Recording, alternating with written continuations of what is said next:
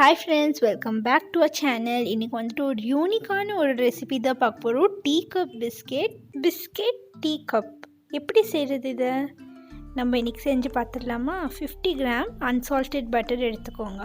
அதை நல்லா பீட் பண்ணிக்கோங்க இந்த மாதிரி. இப்போது 3 டேபிள் ஸ்பூன் ப்ரௌன் சுகர் இல்லைன்னா வெல்லம், 3 tablespoon white sugar powder add பண்ணிவிட்டு நல்லா பீட் பண்ணிக்கோங்க. வெல்லம் ஆட் பண்ணுறீங்கன்னா கட்டி இல்லாமல் பீட் பண்ணிக்கோங்க. நல்லா பீட் பண்ணதுக்கப்புறம் 1 டீஸ்பூன் வெண்ணிலா எசன்ஸ், கூடவே ஒரு முட்டை ஆட் பண்ணிக்கோங்க.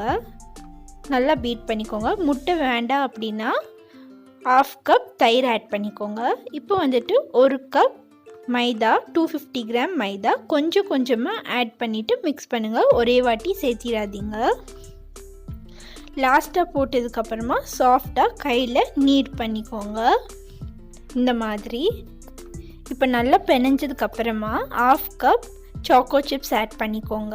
உங்களுக்கு வேணும்னா நீங்கள் இதை பாதியாக டிவைட் பண்ணி 1 tablespoon cocoa powder add பண்ணி அதை செப்ரேட்டாக பிணைஞ்சு வச்சுக்கலாம் சாக்லேட் பிஸ்கெட்டுக்காக. இப்போ ஒரு டீ கப் டம்ளர் இருக்குது இல்லைங்களா, அதை வந்துட்டு நெய்யில் க்ரீஸ் பண்ணிவிட்டு கொஞ்சமாக மைதா போட்டு அதை இப்படி டேப் பண்ணிக்கோங்க.